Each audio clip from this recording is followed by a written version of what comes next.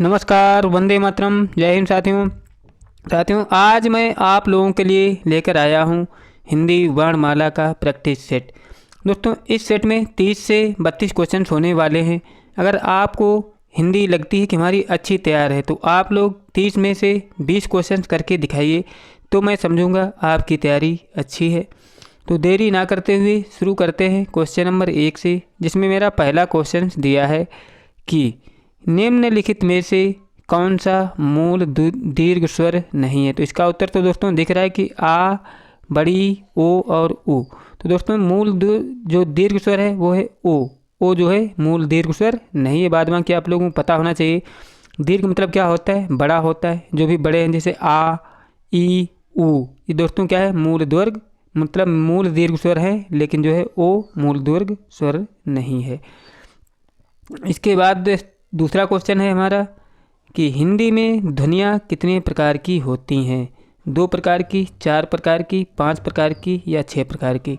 तो याद रखिएगा दोस्तों, हिंदी में ध्वनियाँ 2 प्रकार की होती हैं। ऑप्शन नंबर बी मतलब ए इसका राइट होने वाला है। कौन कौन सी होती हैं? स्वर और व्यंजन 2 प्रकार की ध्वनियाँ होती हैं, याद रख सकते हो। इसके बाद है हमारा अगला क्वेश्चन है कि मात्रा के आधार पर स्वर कितने प्रकार के होते हैं। मात्रा के आधार पर स्वर कितने प्रकार के होते हैं? 2, 3, 5 या 7। तो दोस्तों मात्रा के आधार पर स्वर होते हैं हमारे 3 प्रकार के। ऑप्शन नंबर बी इसका राइट हो जाएगा। देखते हैं कौन कौन से होते हैं। जैसे है कि मात्रा के आधार पर स्वर 3 प्रकार के होते हैं। कौन कौन सा होता है? हर्ष स्वर होता है, दीर्घ स्वर होता है और प्लुप्त स्वर होता है। ये मात्रा के आधार पर दोस्तों 3 प्रकार के स्वर होते हैं, इसलिए यहाँ पे ऑप्शन नंबर बी राइट होने वाला है। अब देखते हैं दोस्तों अगला क्वेश्चन हमारा दिया है कि जिह्वा के आधार पर स्वर कितने प्रकार के होते हैं। मतलब जिह्वा मतलब जीभ के आधार पर स्वर कितने प्रकार के होते हैं। तो कितने प्रकार के? 2, 3 या 4। तो याद रखिएगा जिह्वा के आधार पर स्वर होते हैं दोस्तों 3 प्रकार के। ऑप्शन नंबर बी राइट हो जाएगा। इसके बाद है हमारा अगला क्वेश्चन। अब देख सकते हो कि कौन कौन से होते हैं दोस्तों। कौन कौन से होते हैं जिह्वा के आधार पर स्वर? पहला होता है अग्र स्वर, दूसरा होता है मध्य स्वर और तीसरा होता है पश्च स्वर। ये होते हैं जिह्वा के आधार पर स्वर। अगला क्वेश्चन है कि एक से अधिक वर्णों के मेल को कहते हैं। एक से अधिक वर्णों के मेल को क्या कहते हैं? अक्षर कहते हैं, स्वर कहते हैं, शब्द कहते हैं या व्यंजन कहते हैं। दोस्तों क्या कहते हैं इसको? व्यंजन कहते हैं। एक से अधिक वर्णों के मेल को। ऑप्शन नंबर डी राइट हो जाएगा। अब अगला क्वेश्चन है हमारा कि ई, बड़ी, चा, छा, जा, झा आदि का उच्चारण किससे होता है? ई, चा, छा, जा, झा आप लोग पढ़ोगे तो खुद पता चल जाएगा कि कंठ है कि मूर्धन्य है कि ओष्ठ है या तालव्य से है। तो दोस्तों इसके उच्चारण से पता चल रहा है कि दोस्तों क्या है, तालव्य हैं सभी जो अक्षर दिए हैं। ई, बड़ी, चा, छा, जा, झा सभी कैसे हैं दोस्तों? तालव्य वर्ण हैं, याद रखिएगा। इसके बाद है हमारा अगला क्वेश्चन। क्या है क्वेश्चन दोस्तों? कि जिन उच्चारण मतलब जिनका उच्चारण स्वतंत्रता से होता है और जो व्यंजन के उच्चारण में सहायक होते हैं उसे क्या कहते हैं। दोस्तों जिनका उच्चारण स्वतंत्रता से होता है और जो व्यंजन के उच्चारण में सहायता करते हैं उसे हम क्या कहते हैं? उसे दोस्तों स्वर कहते हैं, व्यंजन कहते हैं या संज्ञा कहते हैं या उपसर्ग कहते हैं। तो याद रखिएगा इन्हें हम स्वर कहते हैं जिनका उच्चारण स्वतंत्रता से होता है। ऑप्शन नंबर ए राइट हो जाएगा। इसके बाद हमारा अगला क्वेश्चन है कि निम्नलिखित में से कौन सा दीर्घ स्वर नहीं है। कौन सा दीर्घ स्वर नहीं है? तो दोस्तों ई है, बड़ी, ए या ओ है। तो याद रखिएगा दोस्तों। तो इसमें दोस्तों इसमें नहीं दिया है, गलत दिया है। इसमें कह रहा है कि कौन सा दीर्घ स्वर है। तो याद रखिएगा जो बड़ी ई है दोस्तों ये दीर्घ स्वर है। यहाँ पे दीर्घ स्वर की बात करें 4 विकल्प दिए हैं, 4 में से 3 जो हैं दीर्घ स्वर नहीं है लेकिन एक दीर्घ स्वर है, इसलिए ऑप्शन नंबर बी इसका राइट हो जाएगा। अब देखते हैं दोस्तों अगला क्वेश्चन है कि निम्नलिखित में से कौन अंतस्थ व्यंजन है। अंतस्थ व्यंजन दोस्तों कौन सा है? गा, जा, वा या सा। दोस्तों अंतस्थ व्यंजन 4 होते हैं, या, रा, ला और वा।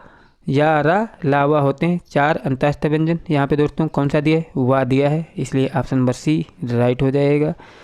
अब दोस्तों देखते हैं अगला क्वेश्चन कि या का उच्चारण स्थान है। या का उच्चारण स्थान क्या है? ओष्ठ है, दंत है, मूर्धा है या तालु है।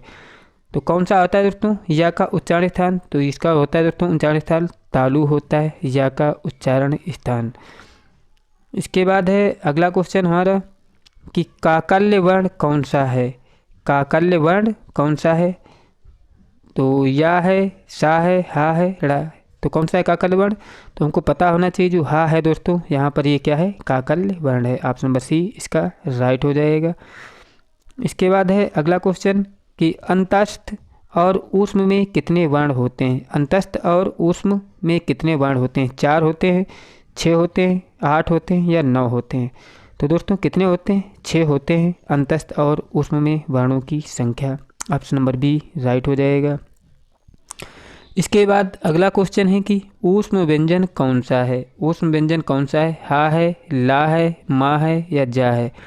तो ऊष्म व्यंजन कौन सा है दोस्तों? यहाँ पर जो हा दिया है ऑप्शन नंबर ए में दोस्तों ये क्या है? ऊष्म व्यंजन है। ऊष्म व्यंजन भी 4 होते हैं, सा, सा और हा। इसके बाद है अगला क्वेश्चन कि हिंदी भाषा में कुल कितने वर्ण या लिपियाँ होती हैं? कितने वर्ण या लिपियाँ होती हैं? 30, 40, 45 या 52। तो याद रखिएगा हिंदी भाषा में कुल वर्ण लिपियों की संख्या कितनी होती है? 52 होती है, इसलिए ऑप्शन नंबर डी राइट हो जाएगा। इसके बाद है अगला क्वेश्चन कि जब एक ही धुन का द्वित्व हो तब वह क्या कहलाता है? जब एक ही ध्वनि का द्वित्व हो तब वह क्या कहलाता है? संयुक्त ध्वनि कहलाता है, युग्मक ध्वनि कहलाता है या सप्रक ध्वनिया कहलाता है या पारस्परिक ध्वनिया कहलाता है? तो क्या कहते हैं दोस्तों इसको कहते हैं युग्मक ध्वनिया। ऑप्शन नंबर बी राइट हो जाएगा, जब एक ही ध्वनि का क्या हो? द्वित्व हो। इसके बाद है अगला क्वेश्चन कि वह कौन सा व्यंजन है? वह कौन सा व्यंजन है? ऊष्म है, महाप्राण है, अंतस्थ है या अघोष है? तो दोस्तों वाह का हमने पहले ही बताया ये क्या दोस्तों? अंतस्थ व्यंजन है। या, रा, ला, वाह ये कैसे हैं दोस्तों? अंतस्थ व्यंजन है, इसलिए ऑप्शन नंबर सी राइट हो जाएगा। इसके बाद है अगला क्वेश्चन कि पा, फा, बा, भा, मा आदि का उच्चारण किससे होता है? पा, फा, बा, भा, मा में उच्चारण किससे होता है दोस्तों? जिसे जब पढ़ रहे हैं तभी हमको लग रहा है कि इसमें ओष्ठ से संपर्क हो रहा है, तो कैसे हैं दोस्तों? ये ओष्ठ व्यंजन है, याद रखिएगा। ऑप्शन नंबर बी राइट हो जाएगा। इसके बाद है अगला क्वेश्चन कि जब दो व्यंजन एक साथ मिलते हैं तो उन्हें क्या कहते हैं? जब दो व्यंजन एक साथ मिलते हैं तो उन्हें क्या कहते हैं? संयुक्त व्यंजन कहते हैं, अल्प प्राण कहते हैं, अंतस्थ कहते हैं या महाप्राण कहते हैं? दोस्तों जब दो व्यंजन एक साथ मिलते हैं तो उनको हम कहते हैं संयुक्त व्यंजन। तो ऑप्शन नंबर ए इसका राइट हो जाएगा। इसके बाद है हमारा अगला क्वेश्चन कि वर्ण तालिका के अनुसार ह्रस्व, दीर्घ, प्लुप्त क्या है? ह्रस्व, दीर्घ और प्लुप्त क्या है? स्वर है, व्यंजन है, मात्रा है या विसर्ग है? तो दोस्तों वर्ण तालिका के अनुसार ह्रस्व, दीर्घ और प्लुप्त क्या होते हैं? व्यंजन होते हैं, इसलिए ऑप्शन नंबर बी इसका राइट हो जाएगा। क्या दोस्तों? व्यंजन है, स्वर होते हैं, ऑप्शन नंबर ए इसका राइट होगा, ह्रस्व, दीर्घ और प्लुप्त। इसके बाद है अगला क्वेश्चन हमारा कि हिंदी वर्णमाला में ऊष्म व्यंजन कौन से हैं? ऊष्म व्यंजन कौन कौन से होते हैं दोस्तों?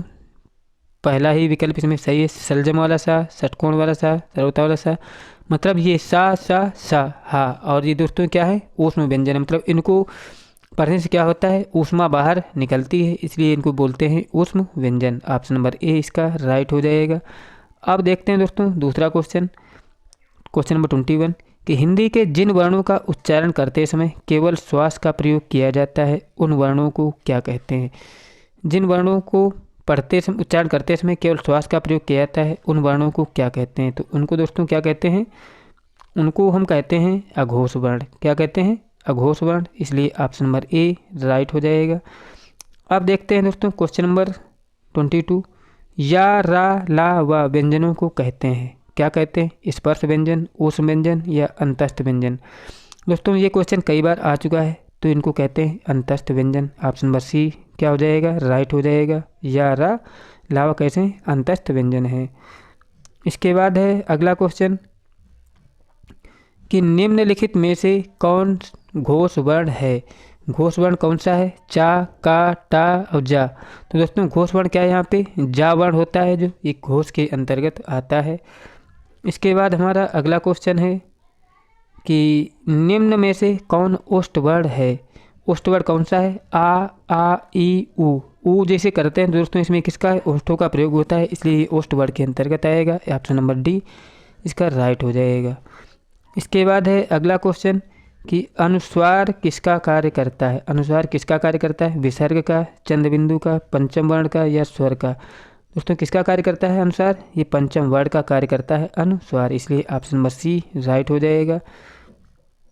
अगला क्वेश्चन है कि लिखित भाषा में मूल ध्वनियों के लिए जो चिन्ह मान लिए गए हैं या जिस रूप में लिखे जाते हैं उसे क्या कहते हैं। मूल भाषा में मूल ध्वनियों के लिए जो चिन्ह मान लिए गए हैं या जिस रूप में लिखे जाते हैं उसे हम क्या कहते हैं? उसे दोस्तों हम कहते हैं लिपि। ऑप्शन नंबर क्या हो जाएगा? ए इसके लिए राइट हो जाएगा। इसके बाद हमारा अगला क्वेश्चन है, अगला क्वेश्चन कौन सा है दोस्तों? क्वेश्चन नंबर 27 कि निम्नलिखित में से कौन सा संयुक्त स्वर नहीं है। कौन सा संयुक्त स्वर नहीं है? ए या ऊ। दोस्तों जो ए और अ होते हैं ये संयुक्त व्यंजन होते हैं, लेकिन जो ऊ होता है दोस्तों ये संयुक्त व्यंजन नहीं होता है, इसलिए ऑप्शन नंबर सी राइट हो जाएगा। अब देखते हैं दोस्तों क्वेश्चन नंबर 28 कि निम्नलिखित में से कौन अल्प प्राण व्यंजन है। कौन अल्प प्राण व्यंजन है? गा, का, खा, गा, घा, अड़ा। दोस्तों कौन अल्प प्राण व्यंजन है? आप लोग कमेंट करिएगा दोस्तों कौन सा है। गा जो है दोस्तों यहाँ पे अल्प प्राण व्यंजन है, इसलिए ऑप्शन नंबर बी इसका राइट हो जाएगा। अब देखते हैं दोस्तों क्वेश्चन नंबर 29 कि निम्नलिखित में से कौन सभी महाप्राण वर्णों वाला है। कौन सभी जो है महाप्राण वर्णों वाला है, देख लेते हैं कौन सा है। Option number A. Option number A मतलब खा, छा और ठा जो है दोस्तों ये क्या है? अल्प प्राण वर्णों के अंतर्गत आते हैं। ऑप्शन नंबर ए इसका राइट हो जाएगा। इसके बाद देखते हैं क्वेश्चन नंबर 30 और यही क्वेश्चन हमारा लास्ट है कि ए और ए वर्णों को क्या कहते हैं। ए और ए वर्णों को क्या बोलते हैं दोस्तों? देखते हैं इसका विकल्प। ऑप्शन नंबर डी मतलब ए और ए दोस्तों किसके अंतर्गत आते हैं? ये आते हैं कंठ तालव्य के अंतर्गत। ऑप्शन नंबर डी राइट हो जाएगा। आप लोग कमेंट जरूर करिएगा कि आपने 30 में से कितने क्वेश्चन सही किए। अगर आपने 30 में से 25 क्वेश्चन सही किए हैं तो आप लोग ज़रूर कमेंट करिएगा। अगर चैनल सब्सक्राइब नहीं किया है तो सब्सक्राइब भी कर लें। वीडियो अच्छा लगा तो लाइक भी करें। मिलते हैं नेक्स्ट वीडियो के साथ, तब तक के लिए जय हिंद जय भारत।